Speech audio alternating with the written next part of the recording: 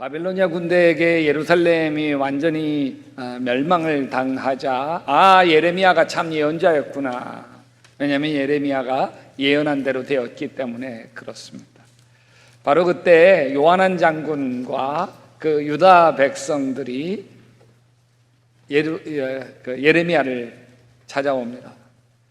선지자님, 우리를 위해서 기도해 주십시오. 우리가 지금 어디로 가야 할지 모르겠으니 우리 어디로 가야 할지에 대해서 하나님께 기도해 주십시오. 예, 알았습니다. 제가 기도하고 하나님께서 뭐라고 말씀하시든지 고스란히 전해 드리도록 하겠습니다. 그러자 이 요하난 장군과 백성들이 이렇게 얘기해요. 그분의 응답이 좋든지 나쁘든지 간에 우리가 그 말씀에 순종하려 하기 때문입니다. 주 우리 하나님 말씀에 순종하면 우리가 복을 받을 것입니다. 좋든지 안 좋든지 그 말씀에 순종하겠다. 참 좋은 이야기죠. 여러분, 순종이라고 하는 것은 믿음의 시작이요 끝입니다. 믿음의 세계는 순종의 세계입니다. 믿음의 조상이 누구죠? 아브라함입니다. 아브라함이 어렵게 100세의 아들 이삭을 얻습니다. 세상을 다 얻은 것처럼 행복하죠. 이 아들이 청년이 되었습니다. 그러던 어느 날 하나님이 나타나셔서 이렇게 이야기해요. 너의 아들, 내가 사랑하는 외아들 이삭을 데리고 모리아 땅으로 가거라. 내가 너에게 일러주는 산에서 그를 번제물로 바쳐라. 하늘이 무너지는 거죠. 번제로 바치라는 말은 이삭을 죽여서 제단에 불살라 제사 드리라는 거예요. 100세 얻은 자식인데 죽여야 한다. 기가 막힌 거죠. 아브라함이 단을 쌓고 이삭을 결박하여 칼을 잡으려고 하는 순간 여호와의 사자가 다급하게 아브라함아, 아브라함아, 그 아이에게 손을 대지 말아라. 그 아이에게 아무 일도 하지 말아라. 내가 너의 아들, 너의 외아들까지도 나에게 아끼지 아니하니 네가 하나님 두려워하는 줄을 내가 이제 알았다. 이 순간은 아브라함이 순종의 시험을 통과하는 순간이에요. 이 순간이 아브라함이 믿음의 조상이 되는 순간이고, 이 순간이 아브라함이 복의 근원이 되는 순간. 만약에 이때 아브라함이 순종 시험에 통과하지 못했더라면 믿음의 조상이 될 수 있었을까요? 불가능합니다. 우리 신앙도 마찬가지예요. 믿음의 명문 가문을 세우려면 반드시 순종의 문을 통과해야 합니다. 순종을 통과하지 못하면 축복의 문이 열리지 않습니다. 예수님을 닮아갈 길이 없기 때문입니다. 모세는 신앙을 아주 단순하게 정리합니다. 순종이냐 불순종이냐. 순종하면 축복의 길이요, 불순종하면 저주의 길입니다. 내가 내 하나님 여호와의 말씀을 순종하면 이 모든 복이 내게 임하여 내게 이르리니 성읍에서도 복을 받고 들에서도 복을 받고 내 몸의 소생과 내 토지의 소산과 내 짐승의 새끼와 소와 양의 새끼가 복을 받을 것이며 내가 들어와도 복 받고 나가도 복을 받을 것이라. 순종하니까 복 주시는 거예요. 반대로 불순종하면 저주를 받습니다. 모세가 단호하게 이야기하죠. 내가 만일 내 하나님 여호와의 말씀을 순종하지 아니하면 모든 저주가 내게 임할 텐데 성읍에서도 저주를 받고 들에서도 저주를 받고 내 몸의 자녀와 내 토지의 소산과 내 짐승의 새끼와 떡반죽 그릇 다 저주를 받되 네가 들어와도 저주를 받고 나가도 저주를 받으리라. 요하난 장군을 위해 예레미야가 하나님께 기도합니다. 하나님 어떻게 합니까? 예루살렘 망하고 왕과 귀족들은 다 바빌로니아에게 잡혀갔고 이제 패잔병 무리인 요하난 장군과 살아남은 유다 백성들 어떻게 하면 좋습니까? 10일째 되던 날 드디어 하나님이 응답하십니다. 그래서 예레미야가 요하난 장군과 백성들을 불러 하나님이 하신 말씀을 전합니다. 너희는 반드시 이 유다 땅에 남아야 된다. 너희가 지금 두려워하고 있는 그 바빌로니아 왕을 두려워하지 마라. 내가 너희와 함께 있으면서 너희를 구원하여 주고 그의 손에서 너희를 건져내려고 하니 너희는 그를 두려워하지 마라. 참 좋은 말씀이지만 요하난 장군과 유다 백성들은 정말 당혹스럽습니다. 그들은 이미 이집트로 망명하기로 마음을 굳히고 있었기 때문입니다. 왜냐하면 바벨로니아 제국이 유다 땅을 통치하기 위하여 그다랴 총독을 세웠는데, 자기와 같은 유다 패잔병 무리 중 하나 이스마엘 장군이 그다랴를 죽였습니다. 분노한 바벨론 군대가 유다 패잔병 무리들에 대해서 대대적인 복수국이 일어날 게 분명합니다. 살아남기 위해서는 정반대 이집트로 망명할 수밖에 없습니다. 그러나 하나님은 분명하게 얘기해요. 이집트 땅으로 내려가면 거기에서 전쟁과 기근과 연병으로 죽을 것이다. 내가 그들에게 내리는 재앙에서 아무도 벗어나거나 빠져나가지 못할 것이다. 그랬지만 요한한 장군과 백성들이 예레미야에게 하나님의 뜻을 물은 것은 하나님에게 순종하려고 하는 것이 아니었습니다. 반대로 자기들 판단과 생각에 동의를 얻고 싶었던 것입니다. 그래서 오히려 예레미야에게 따집니다. 예레미야서 43장 2절에 당신은 거짓말을 하고 있어. 주 우리 하나님께서 당신에게 우리가 이집트로 가서 머무르게 해서는 안 된다는 말씀을 전하게 하셨을 리가 없어. 이것은 틀림없이 당신 옆에 있는 바룩이라는 자가 우리를 바벨로니아 사람 손에서 죽게 만들려고 당신을 꿰인 것이 분명하오. 요한한 장군과 유다 백성 속에는 하나님에 대한 불순종이 꿈틀거립니다. 여러분, 내 인생에 자꾸 일이 안 되고 뒤틀릴 때, 되는 일이 없을 때, 그때 내 안에 불순종 때문은 아닌지 되돌아봐야 합니다. 물론 내가 겪는 고난, 아픔, 시련과 역경이 다 불순종 때문인 건 아니죠. 그러나 분명한 건 불순종할 때 문제가 터집니다. 불순종이 불행을 몰고 옵니다. 여러분, 어느새 불평하는 게 습관이 되어버리지 않으셨나요? 여러분, 직장 생활하면서 보세요. 그 직장에서 맨날 불평하는 사람 보면 바로 그 사람이에요. 친척들이 한번 모여서 이야기 나눌 때도 맨날 이것 불평하고 저것 불평하는 사람 보면 바로 그 사람이에요. 교회는 어떻습니까? 10여 년 전 제가 약대교회에 부임하고 한 1년쯤 지났을 때 제가 하고 있는 목회에 대해서 자꾸 불만하는 분들이 있었습니다. 이러저러한 불만을 제가 거쳐서 들으면서 제 마음이 많이 무거웠습니다. 불만을 쏟아내는 교인들에게 미안하죠. 새벽 기도할 때마다 하나님, 제가 많이 부족합니다. 제가 실수도 많고 영적인 능력도 부족하고 그래서 교인들을 실망시키고 있습니다. 정말 목회를 실수 없이 잘 하고 싶습니다. 제발 하나님 저를 도와 주시옵소서. 속상해서 기도를 많이 했습니다. 그러던 어느 날 어떤 권사님이 저에게 한 말씀 툭 던져주시더라고요. 송 목사님, 자꾸 불평하는 교인들 때문에 속상해하지 마세요. 제가 보니까 송 목사님에게 불평하시는 바로 그분들은요, 이인실 목사님 때도 불평했고요, 황용진 목사님 때도 불평했어요. 그게 의외로 위로가 되더라고요. 아, 나만 그런 거 아니구나. 그래도 그분에게 그래요, 그렇게 말씀해 주셔서 감사해요. 그래도 제가 부족해서 그런 것이죠. 출애굽한 이스라엘 백성들이 지도자 모세에게 늘 불평하고 불순종했던 것은 습관이에요. 뭐라고요? 습관이에요. 애굽에서 노예살이하면서 배인 습관이에요. 고달픈 노예살이가 인격의 고통스러운 습관을 새겨놓은 것이죠. 하나님은 이스라엘 백성들이 불평하는 습관을 떨쳐버리도록 40년 광야를 헤매게 만들어 놓으셨습니다. 불평하는 노예 습관을 가지고 가나안 땅 젖과 꿀이 흐르는 땅으로 들어갈 수 없기 때문에 그래요. 그래서 내 하나님 여호와께서 이 40년 동안에 내게 광야의 길을 걷게 하신 것을 기억하라. 이는 너를 낮추시며 너를 시험하사 내 마음이 어떠한지 그 명령을 따르는지 지키지 않는지 알려 하심이니라. 여러분, 지금 내 인생이 광야인가요? 외로움과 실패로 가득 찬 광야입니까? 그렇다면 불평이 습관처럼 내 몸에 배어 있는 것은 아닐까? 여러분 보세요. 아내에게 불평해 보세요. 뭐 하나 제대로 하는 게 없어. 살림을 제대로 하나, 음식을 잘 만드나, 그렇다고 지몸 관리를 잘 하나, 그저 그러면 고분고분하기라도 해야 되는데 뭐 잘났다고 말마다 말대꾸야. 아내에게 불평하면 불평할수록 사이가 멀어지죠.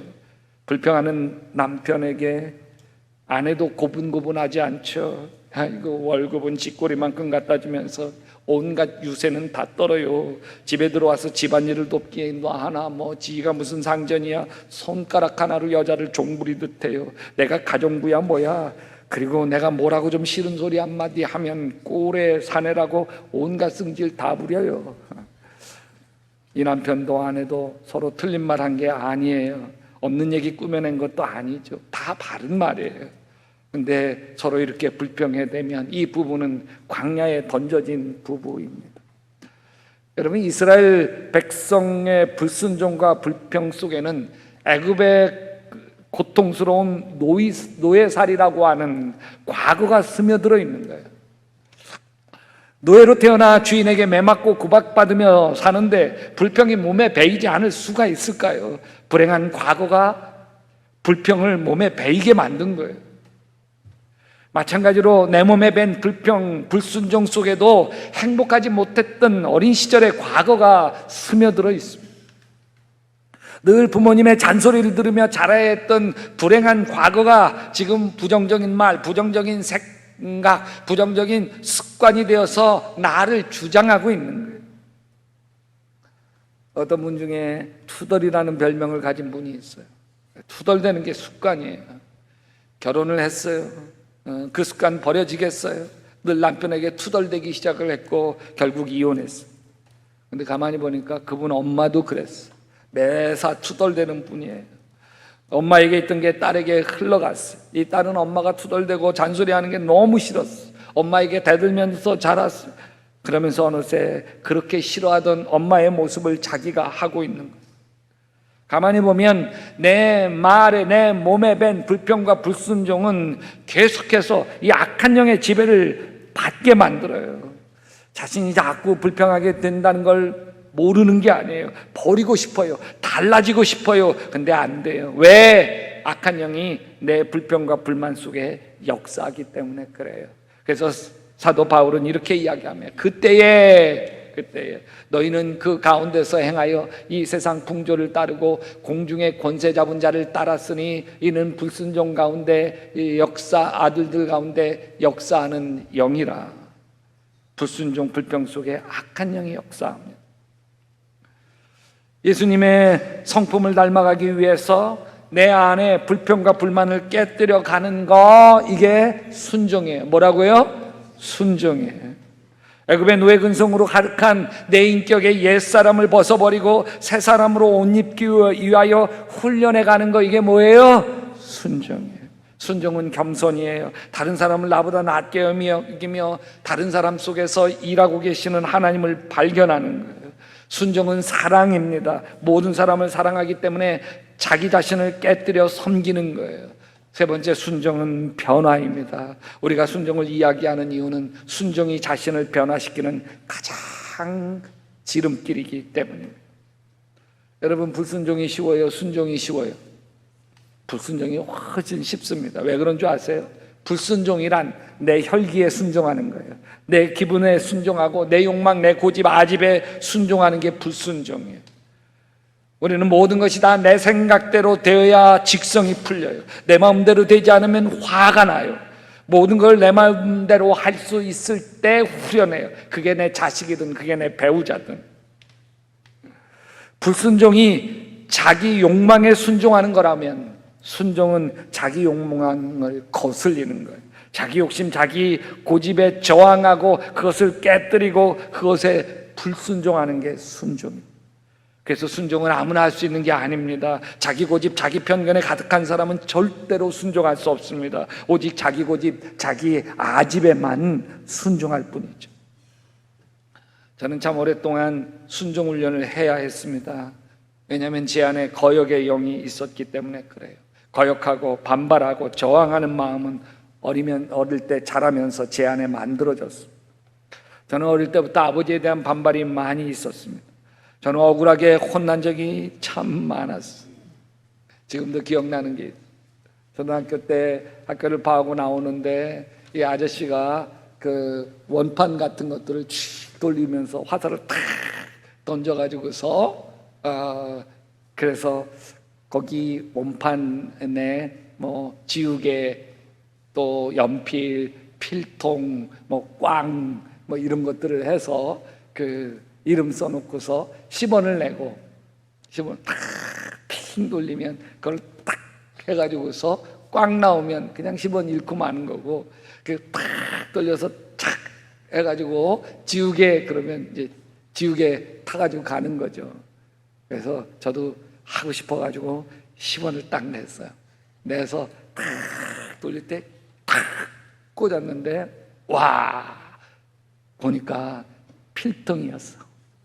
와 이게 10원 내가지고 했는데 100원짜리 필통이었습니다. 그 필통을 딱 잡아들고서 막 집으로 달려갔어요. 그래서 아버지가 보이게 아버지 저 필통 땄어요.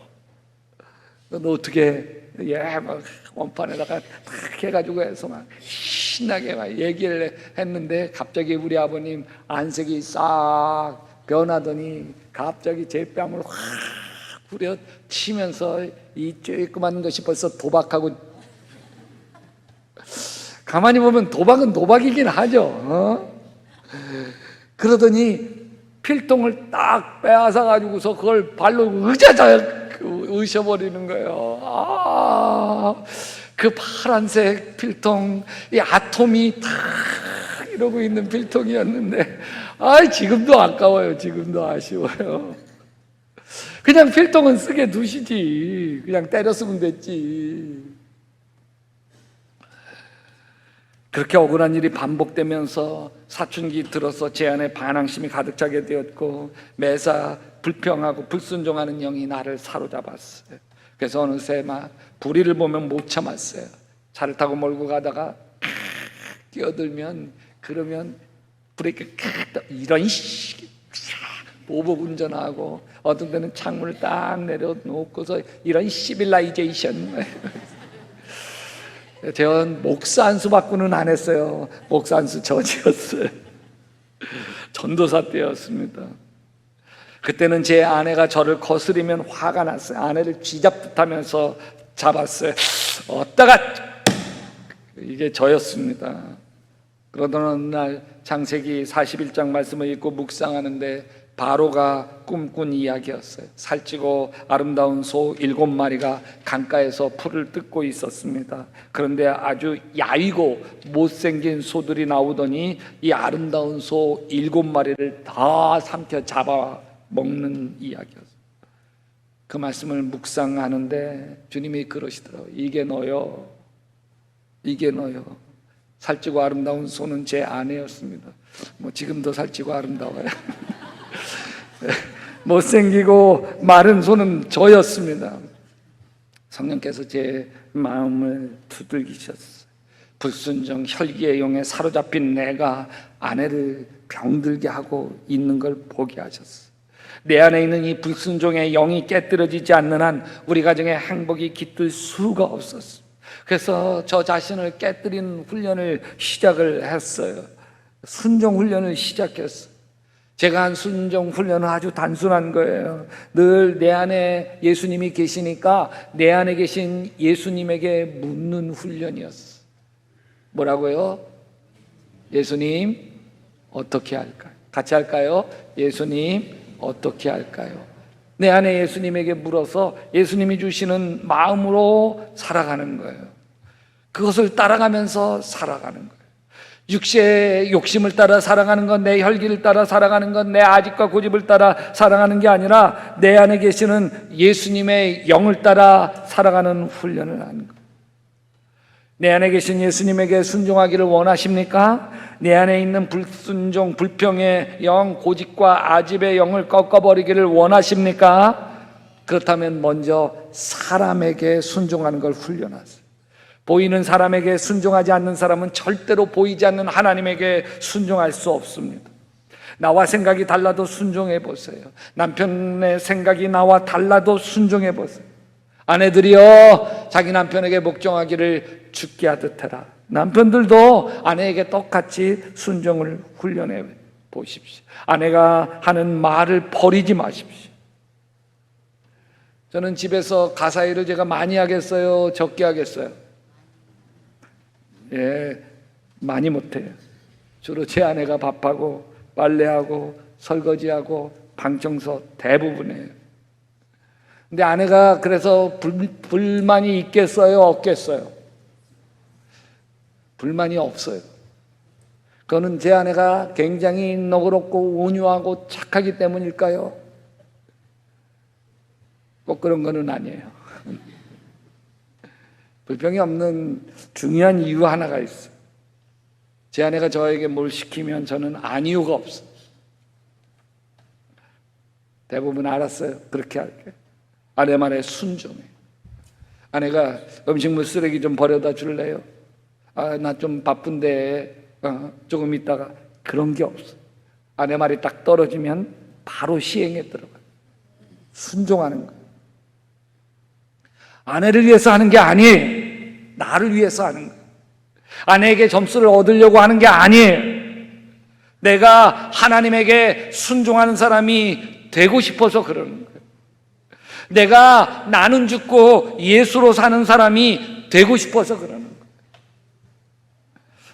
여러분, 예레미야에게 요한한 장군이 한 말이 진심이었어야 합니다. 선지자님, 하나님께서 주시는 말씀이라면 무엇이든지 그대로 따르겠습니다. 같이 합시다. 그분의 응답이 좋든지 나쁘든지 간에 우리가 그 말씀에 순종하려 하기 때문입니다. 주 우리 하나님 말씀에 순종하면 우리가 복을 받을 것입니다.